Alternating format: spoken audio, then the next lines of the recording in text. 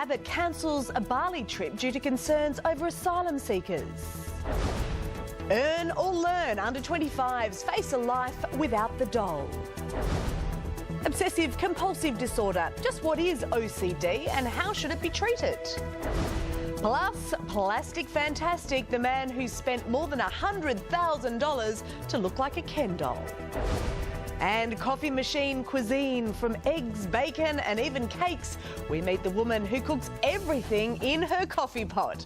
That is all ahead as Weekend Sunrise begins right now.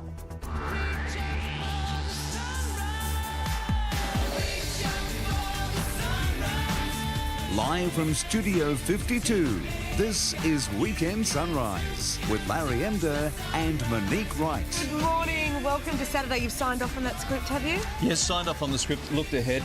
Didn't think I wanted to come in here this weekend. Heard you had the human Ken doll on and a woman that cooks pasta in a coffee machine. And thought, I'm not missing this show for all the money in the world. But at the moment, we're in Shepparton for the national World Championships, National World Championships of BMX. And we've got some of the biggest names in the sport, including Olympic medalists. So it's going to be huge. And some of the skills that they can do on this course are incredible. So we'll show you that this morning. But right now, let's have a look at what's happening around Australia weather-wise.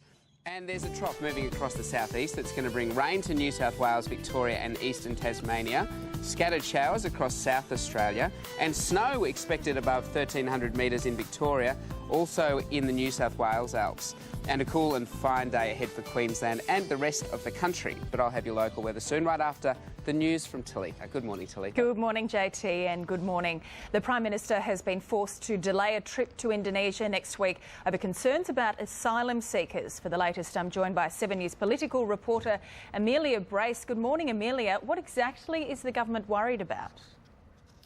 Good morning, Talitha. The Prime Minister has canned this trip to Bali, reportedly because of an on-water operation that could cause embarrassment. Now, the Indonesian President had invited Tony Abbott to the Open Government Partnership Conference. This was seen as a bit of an olive branch between the two countries after the relationship soured last year over spying allegations and, of course, the asylum seeker issue. But just after 6 p.m. last night, the media was told that this trip, meant to start tomorrow, was off, reportedly because to an asylum seeker operation. Now, of course, the government will not comment on any of these operations, but the West Australian newspaper had been reporting yesterday that an Australian vessel was planning to intercept a boat in waters between Java and Ashmore Reef. Of course, last month, a senior Navy officer was stripped of his command following incursions into Indonesian waters.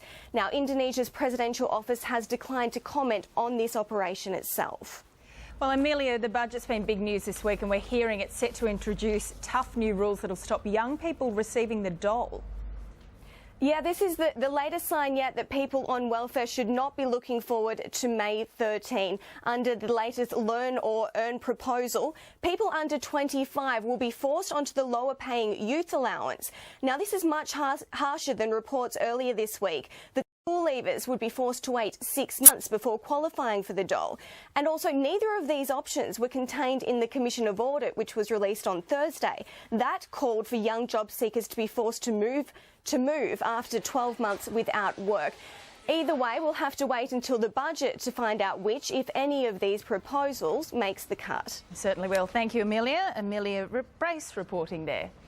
At least 350 people are dead and hundreds missing after a landslide in far northeastern Afghanistan.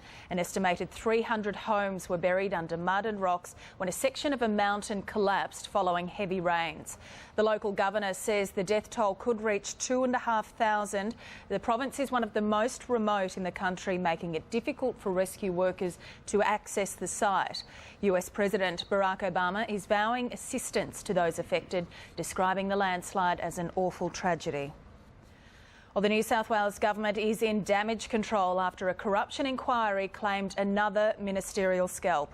Mike Gallagher announced his resignation as Police Minister following explosive evidence he was one of the masterminds behind a secret slush fund. The ICAC heard Mr Gallagher was involved in a plot to hide a developer's involvement in Liberal Party donations. Whilst allegations of corruption have been made, I have made the decision that I should not remain in this office while such a serious allegation has been made against me. 4 other New South Wales Liberal MPs have already stood down as a result of the same investigation.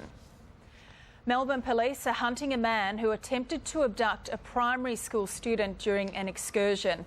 Security cameras captured the man casually walking up to the group during a visit to the aquarium and putting his arm around a 7-year-old boy. Adults intervened when the man called the child an incorrect name. It appears that it's spur of the moment. His reasons, whatever they may be, as I said, unless we speak to him, or until we speak to him, we won't be able to say what his intention is. He's aged between 50 and 60, around 183 centimetres tall, and is partially bald with greying hair. Authorities are warning the search for missing Malaysia Airlines Flight 370 could take up to 1 year. It comes after a long-awaited report into the plane revealed it took 4 hours for a response into its disappearance. 7 News reporter Glenn Conley is in Kuala Lumpur. Glenn, a news conference was held overnight. Did the Malaysian government address the issues raised in that report? Good morning, Talitha. It took almost 24 hours, but finally we got some answers after that damning preliminary report which revealed so many failings in the initial response to Flight 370 simply disappearing off radar screens. But all the acting Transport Minister and his colleagues were able to say is that those incredible deficiencies, the long delays, the slow reaction, the poor communication are under investigation and will be explained only when that investigation is complete. He was, however, bullish on the issue of secrecy, repeating that neither Malaysia Airlines nor the Malaysian government have anything to hide. He said the air traffic control recordings that we heard yesterday, the talking to the pilot and his co-pilot, were not edited in any way. But perhaps the biggest concession of all last night related to the revelation that in all the confusion in the hours directly after the disappearance, Malaysia Airlines wrongly and critically told air traffic controllers the plane was in Cambodian airspace. He said that was based purely on the sort of flight tracking information that anyone can download on the internet or on an iPhone, not real-time tracking technology or radar. But again, he said that too would be dealt with in the ongoing international investigation. Talitha. Glenn Conley reporting there. 38 people have died in a building fire which broke out during protests in Ukraine. The deaths are the latest in the country's escalating violence as pro-Russian militants clash with demonstrators. At least 7 people died in a Ukrainian military assault and 2 crew members were killed when pro-Russian rebels shot down a pair of helicopters. The UN Security Council has initiated an emergency meeting over the crisis in Ukraine, accusing Russia of equipping and funding forces in the violence. In finance news now, the Dow Jones is down 46 points. The Nasdaq has dropped slightly. And in London, the FT 100 finished 14 points higher. To the commodities, and gold is trading at $1,300 an ounce. Oil is $100 a barrel. The Australian dollar is buying just under 93 US cents, 95 Japanese yen, and $1.07 New Zealand. And I must say hello to all of my family in Shepparton, where JT is at the moment.